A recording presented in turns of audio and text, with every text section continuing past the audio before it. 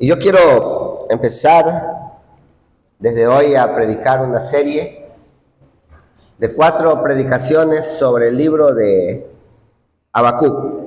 Es decir, vamos a ver en 4 predicaciones todo el libro de Habacuc. Y yo quiero que usted esté atento a estas predicaciones. Al final de toda la serie, voy a hacer un cuestionario por el WhatsApp y posiblemente usted estará interesado en contestar algunas cosas sobre este libro. Datos interesantes e importantes. Entonces, espero que usted también esté interesado en este libro, que es muy bonito, que habla y enfatiza mucho sobre la fe. Hermanos, como les dije, voy a predicar 4 veces sobre este libro. Y cuando vamos a estudiar Habacuc, es más o menos como que nos vamos a embarcar en un viaje bastante profundo sobre la fe. Sí, Habacuc muestra eso, un viaje profundo de fe. Este Habacuc es un profeta del Antiguo Testamento. Y él en su libro va a anunciar juicio sobre Judá, sobre la nación. Pero no solamente va a anunciar juicio, él también abre su corazón, totalmente, abre su corazón delante de Dios en medio de un tiempo de bastante confusión dentro del pueblo. Lo que vemos en este libro, lo que vamos a ver en este libro, es un diálogo honesto, es un diálogo íntimo entre un siervo angustiado como Habacuc y un Dios que aparentemente se ve que está guardando silencio. ¿Sí ve? Un diálogo honesto, íntimo entre Habacuc, angustiado, y un Dios, por otro lado, que parece que está guardando silencio, que parece que no está escuchando. Como les decía, Habacuc es un profeta de Judá, de la tribu de Judá. ¿Recuerdan ustedes? Israel al norte, Judá al sur. Allí está profetizando Habacuc. Y este profeta profetizó en un tiempo de crisis. Mucha crisis. ¿Qué estaba pasando allí? Los poderosos oprimían a los pobres. Los jueces que tenían que gobernar torcían la ley y la manejaban a su manera. La nación que debía reflejar la justicia de Dios estaba hundida en maldad. Eso estaba pasando. Y en medio de todo ese panorama, confusión, la ley torcida, opresión hacia los pobres, en medio de eso, el profeta Habacuc es levantado por el Señor y clama. Mire el versículo 2. Él clama con estas palabras: ¿hasta cuándo, oh Jehová, clamaré y no oirás? ¿Hasta cuándo clamaré? Y mire el versículo 3. ¿Por qué me haces ver iniquidad y hace que vea molestia? 2 preguntas importantes. ¿A quién? A Dios. ¿Hasta cuándo? ¿Por qué? En medio de todo lo que está viviendo. ¿Ha sentido usted estas preguntas, tal vez, en su propia vida? ¿Ha experimentado este tipo de cosas? ¿Por qué Dios me pasa esto? ¿Por qué? ¿Hasta cuándo? Quizás un joven se pregunta por qué sus amigos que hacen lo malo les va bien. ¿Por qué? Quizás una madre pregunta por qué su hijo vive solo enfermo. O por qué su hijo hace cosas que no son correctas. Quizás un niño se cuestiona por qué otros se burlan de mí en la escuela, en el colegio. ¿Por qué? ¿Hasta cuándo? En estos 11 versículos que vamos a ver de Habacuc, encontramos 3 lecciones profundas, muy profundas, acerca de nuestra fe. Y la primera lección es, lo que vamos a ver allí es el clamor de un corazón honesto. ¿Hasta cuándo? El clamor de un corazón confundido, preocupado, angustiado. ¿Hasta cuándo? La segunda cosa, o la segunda lección es la confianza en la soberanía de Dios, en esos momentos difíciles. Y ya vamos a ver por qué el profeta tiene confianza en la soberanía de Dios. Y en tercer lugar, vamos a ver una enseñanza que sostiene la fe del profeta y la fe del creyente. El clamor de un corazón honesto, la soberanía en Dios y una enseñanza que sostiene. En primer lugar, entonces, Habacuc inicia con un clamor que refleja el dolor que hay en un corazón que está cargado, un corazón que está con angustia, con preguntas. ¿Hasta cuándo, Señor, clamaré y no oirás? ¿Por qué me haces ver iniquidad y haces que vea molestia? El clamor del corazón honesto. O sea, y esta pregunta, ¿hasta cuándo? ¿Por qué? No es una pregunta de reclamo en sí. Habacuc no está reclamando a Dios. Es más bien una confesión de alguien que observa violencia, de alguien que observa injusticia, de alguien que ve opresión y siente que Dios no actúa. Sin embargo, él clama, pero no clama al viento, no clama al aire. Habacuc clama a quien puede responderle. ¿Sí? Allí está su clamor. No a cualquier lado, sino a quien puede y va a responder. A menudo en la vida cristiana, no sé si usted ha experimentado, nos han enseñado esto, a menudo pensamos que no debemos expresar nuestras dudas. ¿Sí? Creemos que tener preguntas a Dios es señal de poca fe o es señal de rebeldía.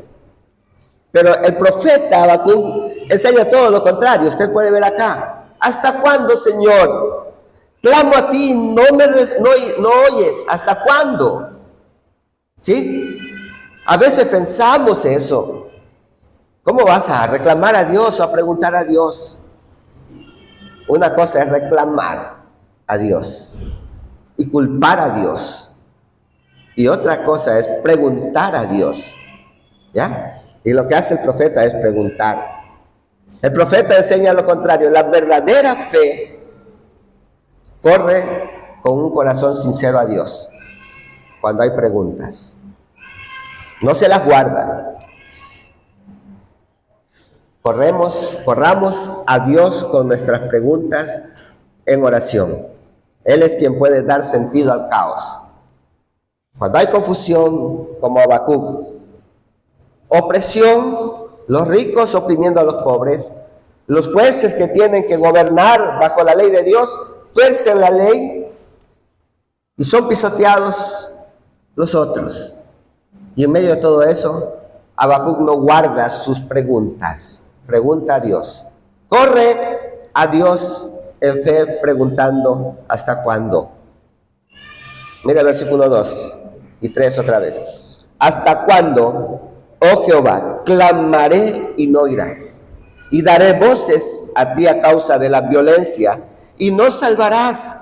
¿Por qué me haces ver iniquidad y haces que vea molestia? Destrucción y violencia está delante de mí, y pleito y contiendas se levantan. Estos versículos son una descripción de una sociedad corrompida, de un pueblo corrompido.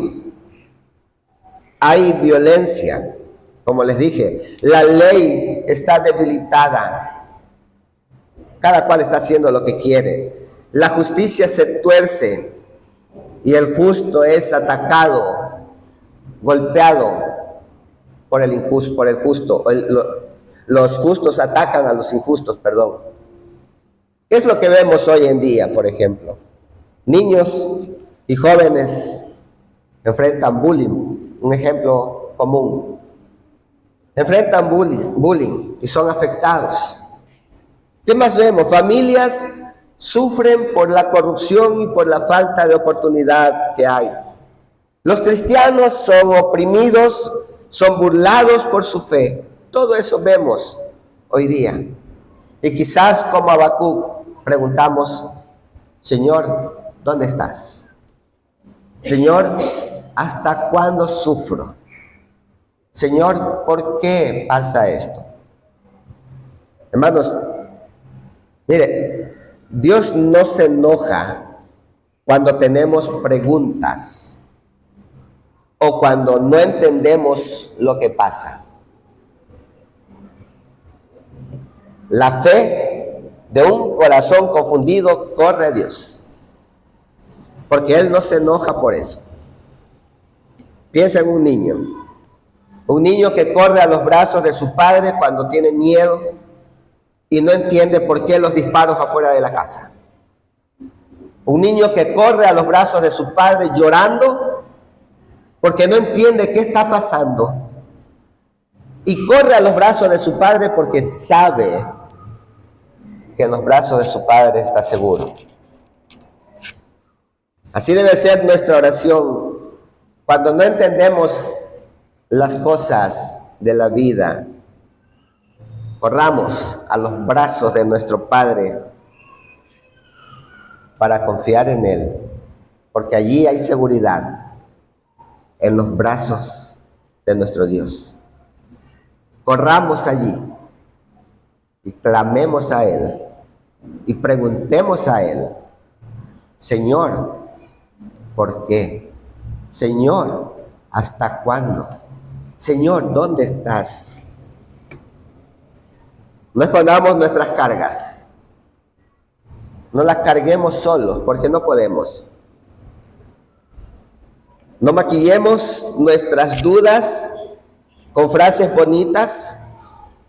Más bien seamos honestos en nuestras oraciones al Señor, porque Dios no se escandaliza por nuestra confusión.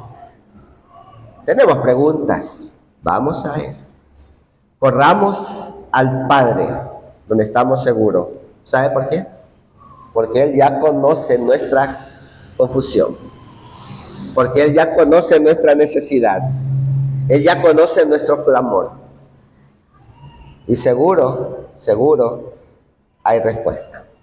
Aquí vemos a un hombre clamando con un corazón honesto y abierto delante de Dios. ¿Hasta cuándo?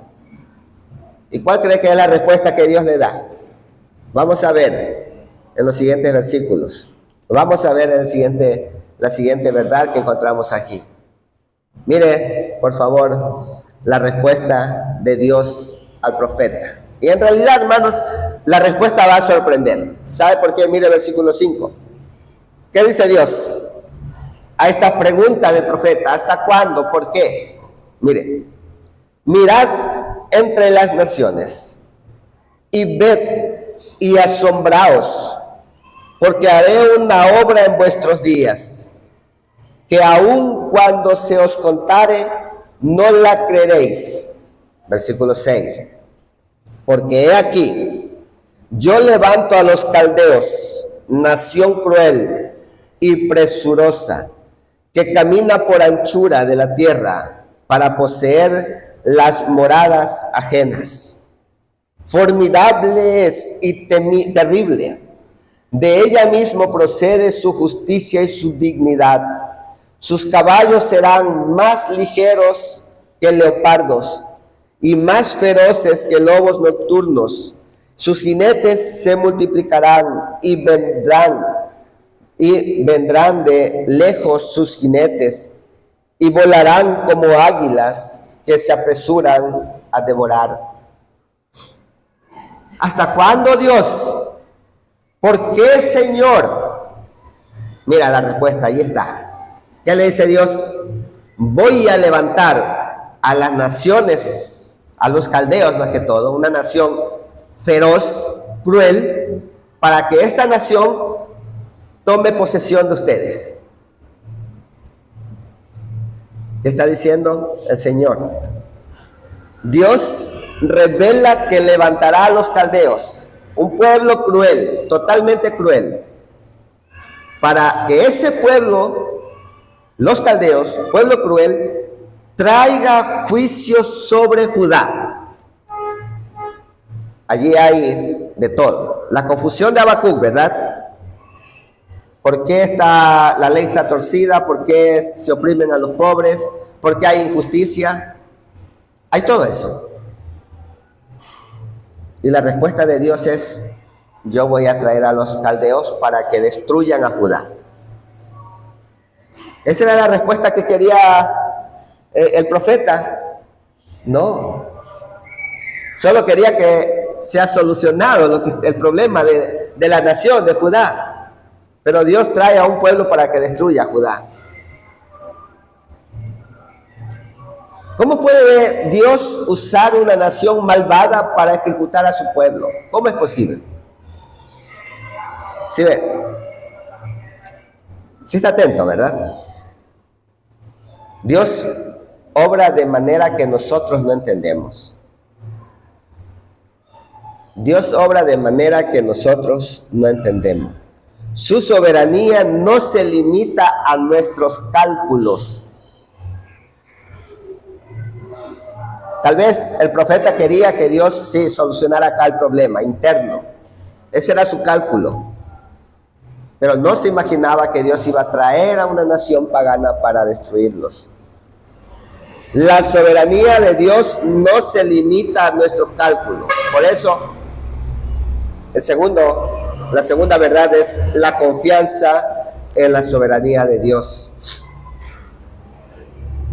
Y aunque no comprendamos muchas veces el propósito de Dios, aún así es perfecto.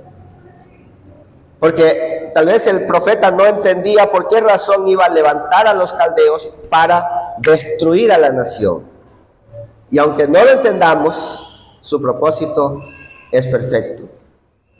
Habacuc esperaba tal vez que Dios castigara a Judá, pero jamás imaginó que lo haría a través de un pueblo pagano, de un pueblo violento y tan cruel como los caldeos. Ya vimos esto un poco en Daniel, por ejemplo, donde una de las naciones se levantaba tan rápido y veloz sobre otra y tomaba posesión de ella. A veces, hermanos, nosotros pensamos que sabemos cómo Dios debería actuar y resolver, ¿verdad? A veces tenemos nuestro plan establecido y decimos así Dios tiene que obrar.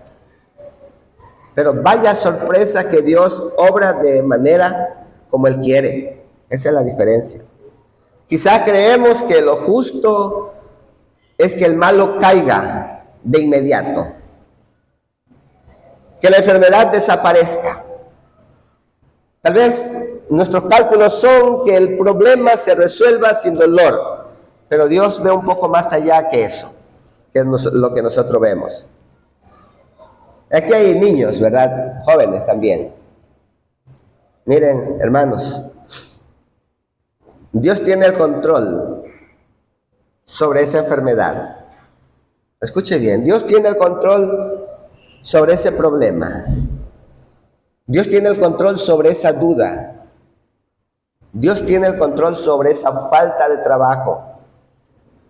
Dios tiene el control sobre esa angustia. También tiene el control sobre esa necesidad. A nosotros nos queda confiar, porque Él tiene el control sobre todo. No en lo que vemos solamente, sino en quién gobierna, porque Dios gobierna. La fe no consiste en recibir todas las respuestas que necesitamos.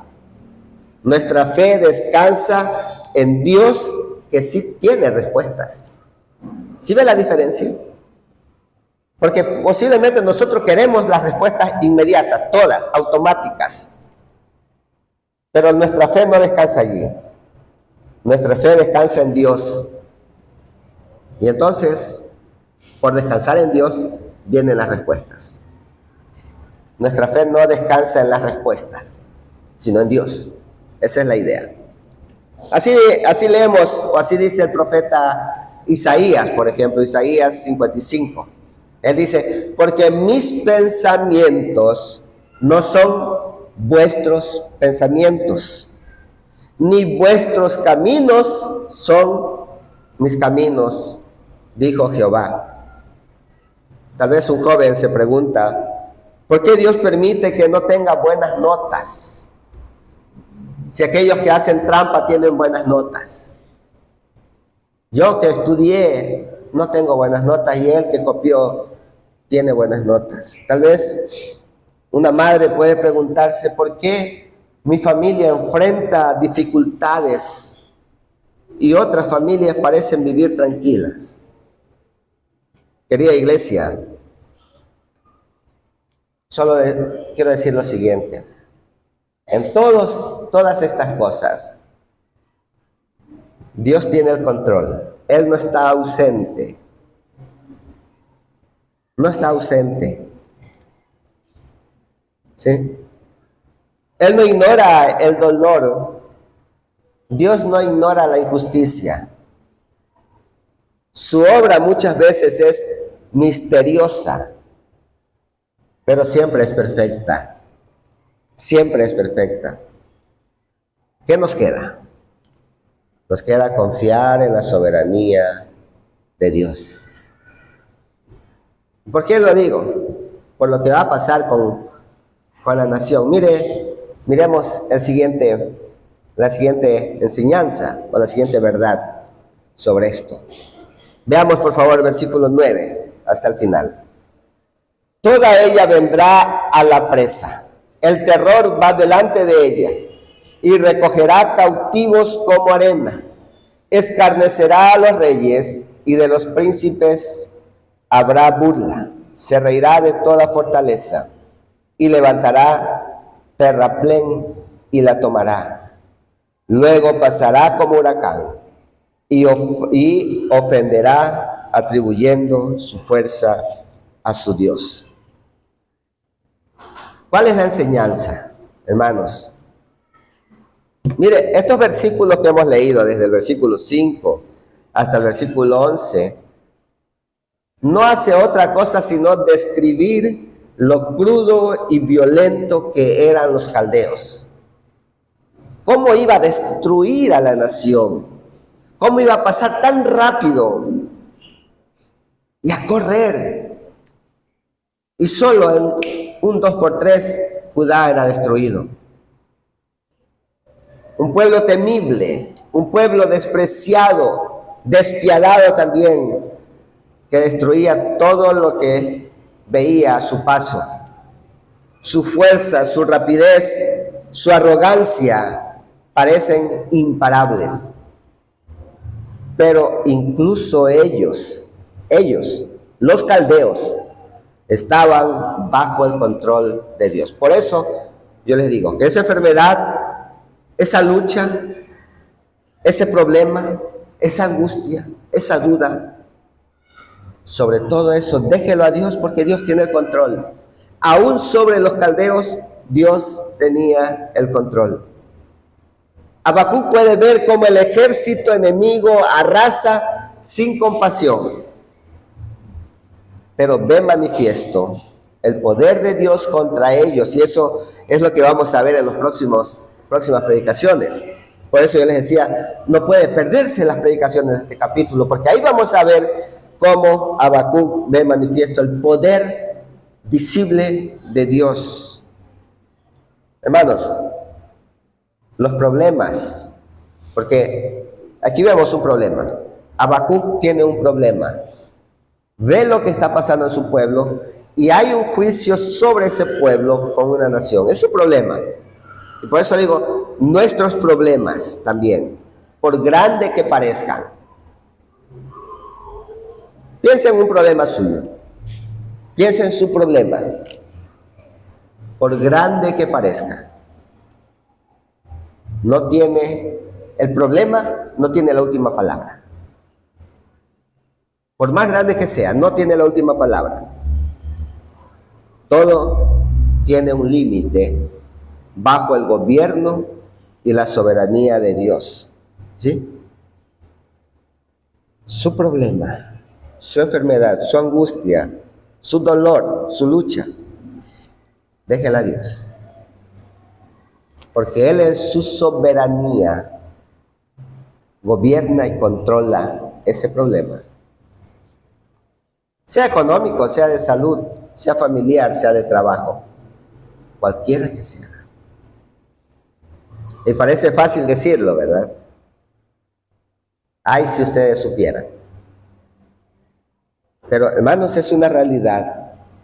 Los problemas, por grandes que parezcan, no tienen la última palabra. Todo tiene un límite bajo el gobierno de Dios. El dolor, sí, es real. Sufrimos, ¿verdad? Luchamos, sí, es real. Pero ese dolor, ese sufrimiento, esa salud, esa enfermedad, esa crisis, no es soberana. Dios es soberano. El problema no. Entonces, nosotros confiamos no en un problema, confiamos en Dios que sí es soberano. Hermanos, nuestra fe se sostiene no porque las circunstancias cambien. Nuestra fe se sostiene no porque la enfermedad se termina. Nuestra fe se sostiene no porque el problema económico se resolvió. No, allí no se sostiene. Nuestra fe no se sostiene porque conseguí un trabajo. No se sostiene nuestra fe por las circunstancias. No. Las circunstancias no pueden alimentar nuestra fe. Puede ser que sí, pero nuestra fe está puesta en Dios porque Él gobierna y reina sobre todo. No en las circunstancias. Entonces, chicos, jóvenes sobre todo, cuando alguien os trate mal, recuerde que Dios ve todo y tiene el control. ¿Sí? Dios tiene el control. Padres, cuando las preocupaciones les agobien, cuando hay preocupaciones fuertes en su vida, parece fácil decirlo, confíe. Confíe, Dios cuida mejor que nosotros. ¿Sí? Dios tiene el control. Iglesia, cuando la corrupción y la violencia parezca ganar terreno, proclamemos juntos como iglesia, Dios sigue en el trono. Él no ha salido de allí. Está en su trono y desde su trono Dios está gobernando. Ese es nuestro consuelo. La esperanza que nos sostiene es esta: el mal no triunfará porque Cristo ya lo venció, porque Cristo ha vencido. Y entonces cuando usted tenga estas luchas, estas preguntas como Habacuc, ¿hasta cuándo? ¿Qué va a hacer? ¿Qué va a hacer? Vaya a Dios y pregunte a Él, ¿hasta cuándo? Todavía no vemos la respuesta. Bueno, hemos visto parte de la respuesta. Una de las respuestas es que va a enviar a los caldeos, a una nación cruel, para atacarle. Pero tal vez no es la respuesta que Habacuc quiere. Pero vamos a ver más adelante qué va a pasar con este libro. Hasta mientras voy a concluir hoy día de la siguiente manera. Mira, hermanos, Habacuc nos ha llevado en un viaje de fe. Imagínense viajando a través de la fe. Hemos visto que el camino de la fe comienza con el clamor del corazón honesto, un corazón angustiado. Este camino continúa con la confianza en la obra soberana de Dios y se afirma con la enseñanza que nos sostiene en medio de la injusticia. ¿Sí? Cada paso nos recuerda que la fe no significa entenderlo todo. Tener fe no significa saber todo y entender todo, sino aprender a confiar en el Señor aún en medio de nuestra confusión. ¿Sí? Otra vez, cada uno de estos pasos nos recuerda que la fe no significa que debemos entender todo lo que pasa, sino más bien que debemos aprender a confiar en el Señor aún en medio de la confusión. Pero todo esto se encuentra su plenitud en Cristo. ¿Sabe por qué? Porque Cristo también clamó en la cruz. ¿Por qué me has desamparado?, dijo Cristo. También preguntó a Dios, ¿por qué me has desamparado? Allí en la cruz, recuerda usted, el justo muriendo por los injustos. Él estaba cumpliendo el plan perfecto de Dios para nuestra salvación.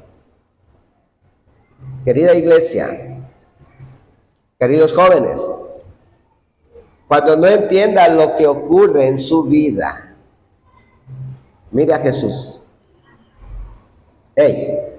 Mire a Jesús. ¿Sí? Vaya a Él con sus dudas, recordando que tenemos o que hay un Salvador que venció también sus propias luchas, que también clamó y venció su clamor. Entonces, hermanos, vivamos con esperanza porque nuestras vidas descansan en las manos seguras del Hijo de Dios, de nuestro Señor Jesucristo. Confiemos aun cuando no entendamos. Confiemos aun cuando no entendamos. Y proclamemos con Habacuc que aunque el mal parezca ser fuerte, nuestra esperanza está en Cristo, nuestro Señor y nuestro Salvador. Que esa sea nuestra esperanza, el Señor Jesucristo en el trono, gobernando a sus hijos, y que usted pueda proclamar: Él es mi Salvador. Amén.